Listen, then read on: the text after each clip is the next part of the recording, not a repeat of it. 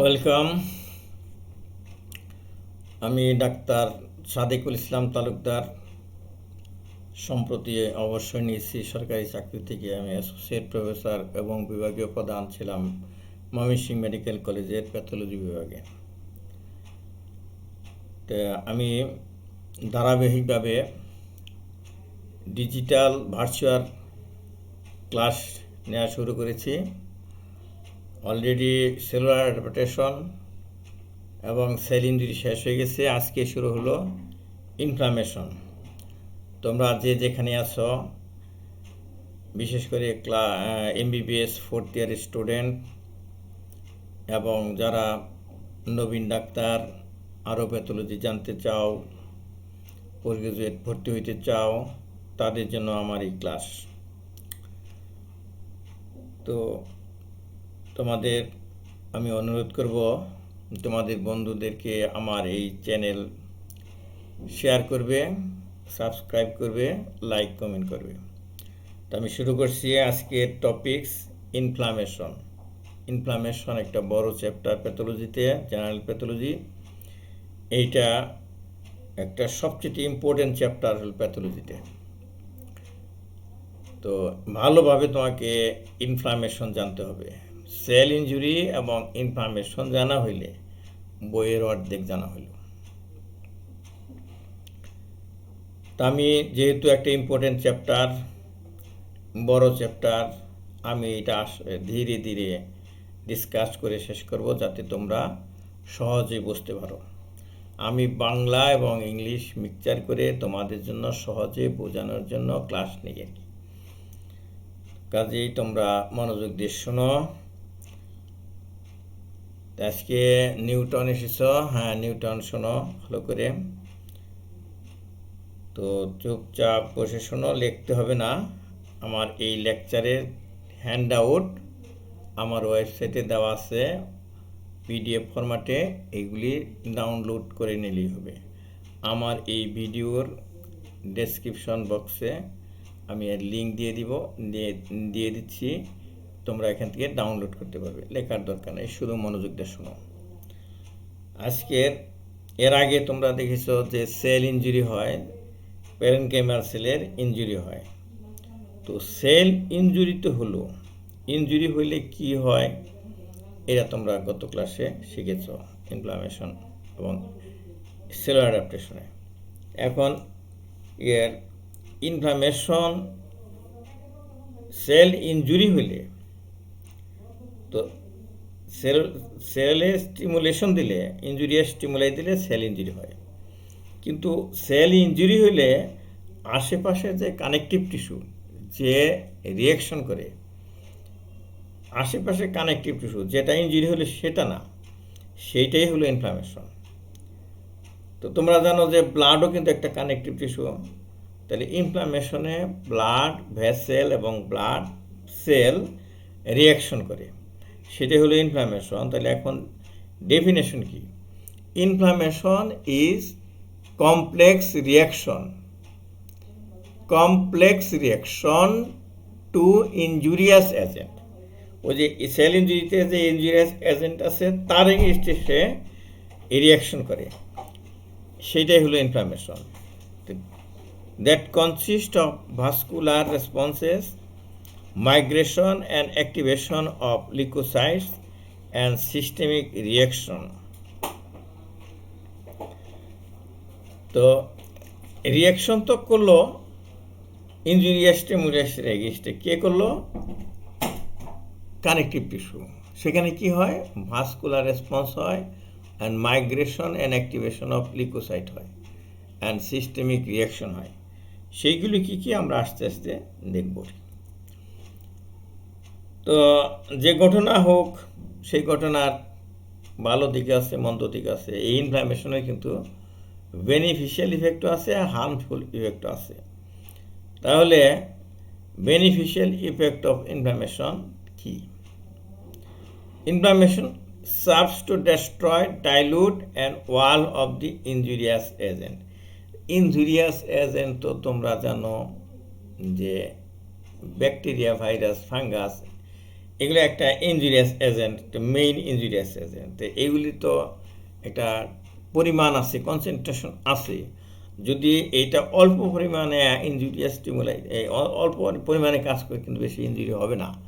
আর যদি বেশি পরিমাণে হয় তাহলে ইনজুরি হবে।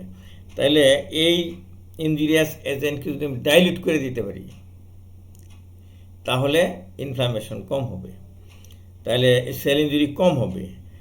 আর আরেকটা আছে যে ওয়াল হয়ে গেল, একটা মাঝখানে একটা ব্যারিকেড দেওয়া হলো যাতে ইনজুরিয়াস এজেন্ট আসতেছে না। সেটা কিসের জন্য হবে? সেটা হবে ইনফ্লামেশনের জন্য হবে। ইনফ্লামেশনের জন্যই কিন্তু আবার হিলিং হয়।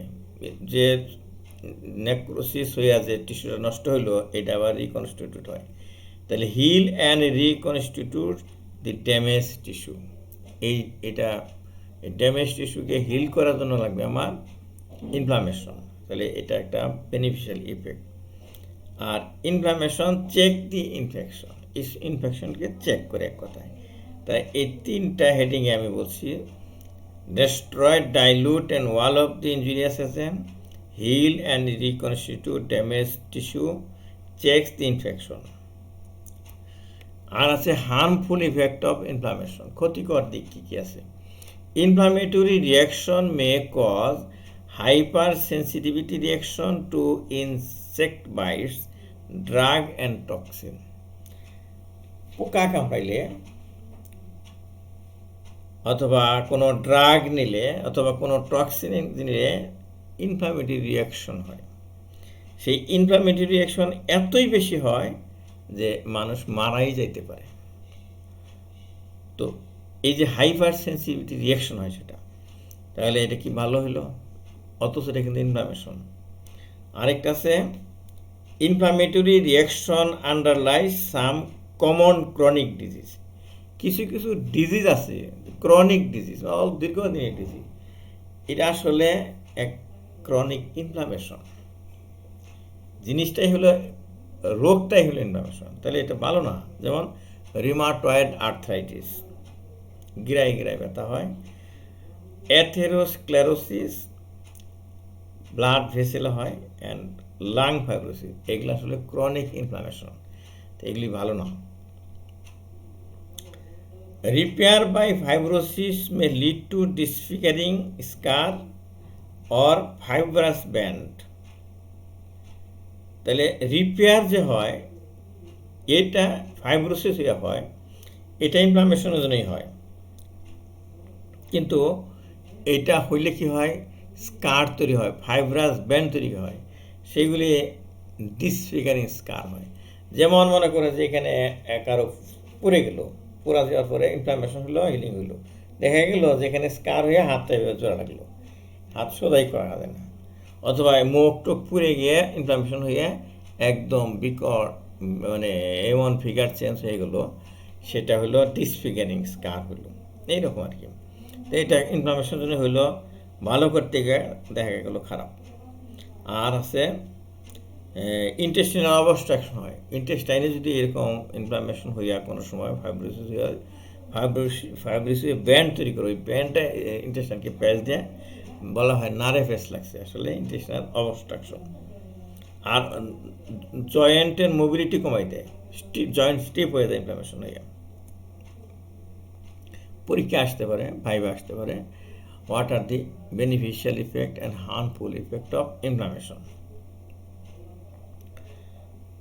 তাহলে এই যে ইনফ্লামেশন যে করে যারা, তাহলে তারা কারা? দুইটা কম্পোনেন্ট, একটা হলো ভাস্কুলার রিয়াকশন আর একটা হলো সেলুলার রিয়াকশন। ব্লাড ভেসেল এবং ব্লাড ভেসেলের যে সেল আছে, যে সমস্ত সেল, সেইগুলি। এইখানে একটা ব্লাড ভেসেলকে ডিসেকশনকে দেখানো হয়েছে। এই যে হোয়াইট সেল আছে, lymphocyte, polymorphonuclear leukocyte, lymphocyte, platelet, monocyte, তারপরে আছে ইসোনোফিল, বেজোফিল, আর clotting factors, kininogen and complement component, এগুলো ব্লাড ভেসেলে। আর ভেসেল ওয়ালে আছে এই যে ম্যাক্রোফেজ, বাইরে, যখন ভিতরে থাকে কিন্তু এটা হলো কিন্তু মনোসাইট মনোসাইট যখন সেলের ব্লাড ভেসেলের বাইরে আসবে তখন হবে ম্যাক্রোফেজ। আর আছে ফাইব্রোব্লাস্ট, এই স্পিন্ডল শেপের fibroblast, mast cell, connective tissue cell, এইগুলি সবই অংশগ্রহণ, ইলাস্টিক ফাইবার, কোলাজেন, প্রোটোগ্লাইকেন্স, এইগুলি সবই এই ইনফ্লামেশনে অংশগ্রহণ করে।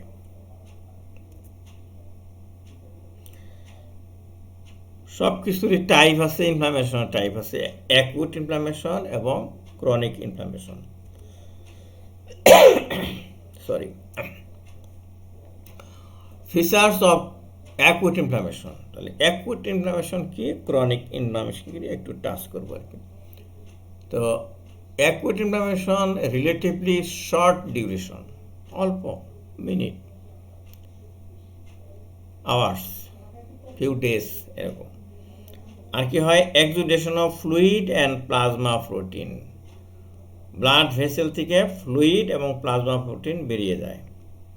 আর আছে immigration of leukocyte, predominantly neutrophil, blood vessel থেকে লিউকোসাইটগুলো বের হয়ে পড়ে, এইটা হলো ইমিগ্রেশন। আমরা যদি আমাদের দেশ থেকে অন্য দেশে যাই, আমরা বর্ডার পার হয়ে ভারত চলে যাই, তাহলে আমরা হলো ইমিগ্রেশন হলো এরকম আর কি। ব্লাড ভেসেল থেকে ব্লাড সেলগুলা বাইরে চলে যায়, ব্লাড ভেসেলের বাইরে, এটা হলো এই ইমিগ্রেশন। তাহলে অ্যাকুট ইনফ্লামেশনে এটা শর্ট ডিউরেশন, প্রোটিন এবং প্লাজমা প্রোটিন এবং ফ্লুইড এক্সুডেশন হয়, আর লিউকোসাইট ইমিগ্রেশন হয়, প্রিডমিনেন্টলি নিউট্রোফিল। এটা একটা স্লাইড দেখানো হয়েছে হেমাটোক্সিন এবং ইউসিনস্টেট করে একটা অ্যাকুট ইনফ্লামেশনের। এই যে গুড়া গুড়া ভাঙ্গা ভাঙ্গা নিউক্লিয়াস দেখা যাচ্ছে, এটা আসলে নিউট্রোফিলের 3টা করে লোব। এগুলি কালার যদিও তোমাদের কাছে মনে হচ্ছে ব্ল্যাক কালার, কিন্তু আসলে এটা হচ্ছে ব্লু কালার। কালারটা ভালোভাবে এখানে ফোটে নাই আমার ফিগারে। এই নিউক্লিয়াসগুলো হলো ওই নিউট্রোফিলের নিউক্লিয়াস, 3টা 5টা 4টা করে লোব আছে, এই জন্য এগুলো নিউট্রোফিল। আর এর সাইটোপ্লাজম দেখা যাচ্ছে এই পিঙ্ক কালার সাইটোপ্লাজম, আর এইগুলি ছিল পানি, ইডিমা ছিল, এই জন্য ফাঁকা ফাঁকা দেখা যাচ্ছে। এটা একটা slide, acute inflammation slide. Features of chronic inflammation. Chronic ইনফ্লামেশনের ফিচার কি কি হবে, লঙ্গার ডিউরেশন, কিন্তু এখানে কোনো দিনের সংখ্যা উল্লেখ করা নেই, তবে মোটামুটি অনেক দিন যদি চলে, সপ্তাহের চেয়ে বেশি, মাস, 3 মাস, 10 মাস, সারা জীবন এরকম। Histologically associated with presence of lymphocytes and macrophages with proliferation of blood cells and connective tissue. Chronic inflammation যখন হবে তখন লিম্ফোসাইট এবং ম্যাক্রোফেজ ইনফিল্ট্রেশন হবে। অ্যাকুট ইনফ্লামেশন হয় নিউট্রোফিল, এখানে হবে ম্যাক্রোফেজ এবং লিম্ফোসাইট, এবং কি হবে, ব্লাড ভেসেল পরিবেশন হয় এবং কানেকটিভ টিস্যু পরিবেশন হয়। প্রত্যেকটা মেডিকেল সায়েন্সে ডিসকাস করতে গেলে কিছু কিছু ইম্পর্টেন্ট হিস্ট্রি আছে। ইনফ্লামেশনেরও এরকম উজ্জ্বল হিস্ট্রি আছে। তোমাদের ক্লাসে আমি ডিটেলস হিস্ট্রি বলবো না, তবে তোমাদের বোঝার জন্য যে সামান্য হিস্ট্রি আছে সেটা বলতে হবে। Roman writer of first century, আগের দিনে কিন্তু একই লোক হয়তো রাইটার, একই ডাক্তার, সে ধর্মযাজক, এরকম আমাদের মতো এরকম স্পেশাল ব্রাঞ্চে ভাগ হইতো না।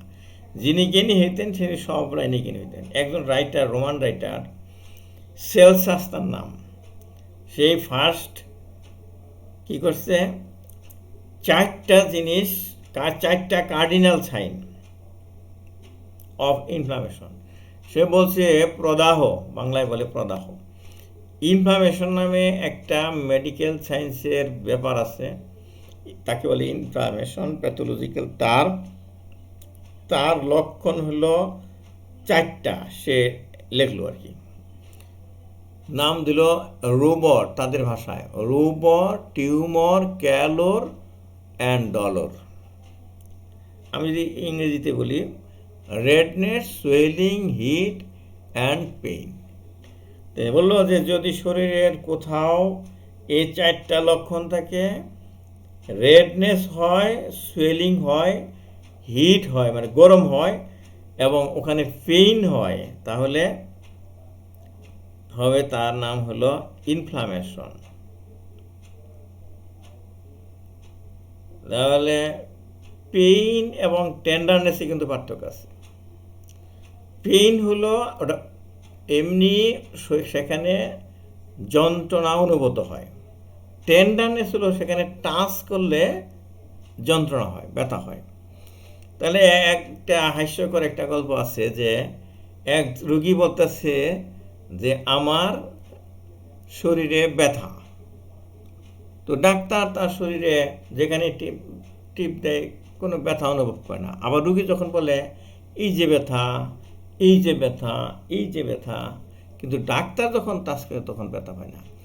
তারপরে দেখা গেল আসলে ওই রুগীর এই আঙ্গুলের মাথায় হলো ইনফ্লামেশন, সেই ওই মাথাতে যেখানে টাচ করে সেখানে ব্যথা। কি নিউটন হাসত? হ্যাঁ, মানে আসলে তার আঙ্গুলের মাথায় হলো ইনফ্লামেশন, তাহলে ওখানে যেখানে যেখানে টাচ লাগে সেখানে ব্যথা করে, সেটা হলো ডলর। আর আরেকটা হলো ফাংশিওলিসা, loss of function was later added by Virchow. এরপরে অনেক দিন পরে বিজ্ঞানী ভিরকু আরেকটা বলে যে না, এই 4টা আরেকটা আছে, সেটা হলো ফাংশিওলিসা। তো সেটা কি? লজ অফ ফাংশন, যে অর্গানে ইনফ্লামেশন হবে সেই অর্গানের ফাংশন করবে না। আচ্ছা মনে করো এই আমার আঙ্গুলের এইখানে যদি ইনফ্লামেশন হয়, যাদের হয়েছে তারা বুঝতে পারবা। তা আমরা যদি খাইতে নেই তাহলে এই আঙ্গুল দিয়ে কি এভাবে ধরা যাবে? এই যে দেখো আঙ্গুল খারাপ হয়ে থাকবে, এই 4 আঙ্গুল ঠিকই কাজ করলে একটা কাজ করলো না। তাহলে এই যে এটা হলো এক আঙ্গুল ছাড়া কি খাইতে পারবো তোমরা? কেউ পারবে না, খাইয়ে দেখো, পারবে না। তো এই যে কথাগুলা, এই সাইন রুবর, ক্যালোর, ডলর, টিউমর, ফাংশিওলিসা, এগুলা লেখা ছিল ইজিপশিয়ান পেপিরাস। পেপিরাস হলো প্রাগৈতিহাসিক যুগের কাগজ। এই কাগজ প্রথম আবিষ্কার করে ইজিপশিয়ানরা মিশরের থেকে, এবং তার নাম ছিল পেপিরাস, সেখান থেকে নাম হয়েছে পেপার। যারা মিশরে গেছে, যারা বেড়াইতে গেছে, পিরামিড দেখতে গেছে, তারা দেখে আসছে যে এখনও তারা তোমাদেরকে দেখানোর জন্য পেপিরাস তৈরি করে, ইনস্ট্যান্ট পেপিরাস তৈরি করে কইরা সেখানে লিখে দেখায়। এবং আমি দেখেছি যারা গেছে তারা ওখান থেকে পেপিরাস নিয়ে এসেছে আমাদেরকে দেখানোর জন্য। সেই পেপিরাসে লেখা ছিল এইগুলি। এখন তো তোমরা বইয়ে পড়তে পারো, ডিজিটালি এই ইন্টারনেটে দেখতে পারতেছ যে কোনো লেখা। তখন সংরক্ষণ করতে হলে লেখা পেপিরাসে করতে হইতো। এই একটা হাতের ছবি দেখো, এইখানে একটা স্পট আছে, এইখানে হয়তো ভালো বোঝা যাচ্ছে না, রেডনেস হয়েছে, রেডনেস, এই অংশটা ফুলে গেছে, তাইলে রেডনেস হয়েছে, আর এই যে এই অংশ ফুলে গেছে। আর তাহলে কী হওয়ার কথা? একটা হবে হিট হবে, তো হিট তো আর এখানে দেখতে পারতেছে না, এইটা যে যার হয়েছে সে জানে এখানে হিট হয়। আর সোয়েলিং হয়, এই জায়গায় দেখো সোয়েলিংটা বোঝা যাচ্ছে, আর রেডনেসটা বোঝা যাচ্ছে, এখানে রেড হয়েছে। আর ফাংশিওলিসা তো একটা দেখার মতো, এই ছবি দিকে তো ফাংশনটা আমি আমার আঙ্গুল থেকে বুঝতে পারতেছি। এই যে এইখানে হয়েছে, এটা একটা থাম, তাই না? থাম। আর এই আর একটা আঙ্গুল দেখা যাচ্ছে, এই আঙ্গুলের নখটা দেখছো কত বড়? এই নখ কি তাহলে ছেলের হবে না মেয়ের হবে? হ্যাঁ, সাধারণত মেয়েরা এরকম নখ রাখে, এটা মেয়ে হওয়ার কথা। এরপরে আসতেছে, শুরু হলো অ্যাকুট ইনফ্লামেশন। তো অ্যাকুট ইনফ্লামেশন 3 মেজর কম্পোনেন্ট আছে। Alteration in vascular calibre that leading to increase in blood flow. তাহলে 1 নাম্বার কম্পোনেন্টটা হলো অ্যাকুট ইনফ্লামেশনের ব্লাড ভেসেলের ক্যালিবারে চেঞ্জ হয়। যে ব্লাড ভেসেল তো একটা টিউবের মতো, তো এই টিউবটা যদি প্রশস্ত হয় তাহলে ক্যালিবার মোটা হয়ে গেল, চিকন হয়ে গেলে ক্যালিবার চিকন হলে এরকম এই ক্যালিবারটা মোটা হয়ে যায়। তো ক্যালিবারে চেঞ্জ হয় leading to increase in blood flow. যদি ব্লাড ভেসেল এরকম মোটা হয় তাহলে ব্লাড ফ্লো বেশি যাবে, ব্লাডের পরিমাণটুকু বেশি, তাহলে ইনক্রিজ ব্লাড ফ্লো।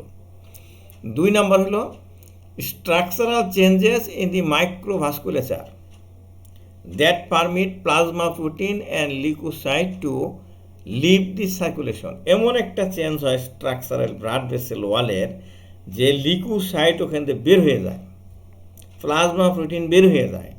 তাইলে এই 2 নাম্বার চেঞ্জ হলো এটা। 3 নাম্বার চেঞ্জ কি? Emigration of leukocyte from microcirculation and their accumulation in the focus of injury. আগেরটা বলছি জাস্ট চেঞ্জ হয়, ব্লাড ভেসেলের চেঞ্জ হয়, ওয়ালের ছিদ্র হয়ে যায়, মোটা হয়ে যায়। আর একটা হলো লিউকোসাইট যে থাকে সেগুলো বাইরে চলে যায়। এই 3টা ঘটনা ঘটতেছে ব্লাড ভেসেলে। তো ইনফ্লামেশন যদি আমরা ভালো করে বুঝতে চাই, পড়তে চাই, কিছু কিছু টার্ম আমাদের জানতে হবে। একটা হলো exudation, the escape of fluid proteins and blood cell from the vascular system into the interstitial tissue or body cavities is known as exudation। Blood vessel থেকে blood fluid, protein rich fluid যখন বেরিয়ে যাবে ওই ফ্লুইডটাকে বলা হচ্ছে এক্সুডেশন। এই মেকানিজমটা বলা হচ্ছে এক্সুডেশন। আর যেটা বেরিয়ে গেল এটা নাম হলো exudate. An exudate is an inflammatory extravascular fluid that has high protein concentration। Blood vessel থেকে আসছে, কাজে প্রোটিন নিয়ে আসছে, হাই প্রোটিন কনসেন্ট্রেশন, মাস সেলুলার ডেব্রিজ, যেহেতু সেল আসে, সেল ডেথ হয়, সেখানে সেলুলার ডেব্রিজ হবে। অ্যান্ড স্পেসিফিক গ্রেভিটি, ওই ফ্লুইডের যদি আমি স্পেসিফিক গ্রেভিটি মাপি, পানির স্পেসিফিক গ্রেভিটি হলো 0, তাহলে পানির চেয়ে যেটা ভারী তার স্পেসিফিক গ্রেভিটি হবে বেশি। তাহলে এই ফ্লুইডে যেহেতু প্রোটিন থাকে তার স্পেসিফিক গ্রেভিটি নিশ্চয়ই বেড়ে যাবে। এবং কেমন বেড়ে যাবে? 1.020, তাহলে 1-এর চেয়েও বেশি। কিন্তু কতটুকু বেশি? 0.020। কাজেই এরকম বেশি থাকবে যখন, তখন বলা হবে এটা এক্সুডেট। আর আছে ট্রানজুডেট। ট্রানজুডেট কি? A transudate is a fluid with low protein content. আগেরটাই বেশি ছিল, ট্রানজুডেট থাকবে কম থাকবে। And a specific gravity of less than 1.012। 1 থেকে কিন্তু কম হয় না, 1 তো হলো পানি, তাহলে এটা তো পানির সাথে আর কিছু আছে, তাহলে সেটা হবে কি 1 তাহলে 12 পর্যন্ত ধরছে আর কি, তার নিচে আসবে। তাহলে 20-এর উপরে 12-র নিচে, 12-র নিচে হবে ট্রানজুডেট। তাহলে মাঝে কি হবে? মাঝেটা কি বোঝা যাচ্ছে না, অন্য ফিচারের সাথে মিলাইতে হবে, তারপরে ওটা হবে ট্রানজুডেট না এক্সুডেট। ইডেমা,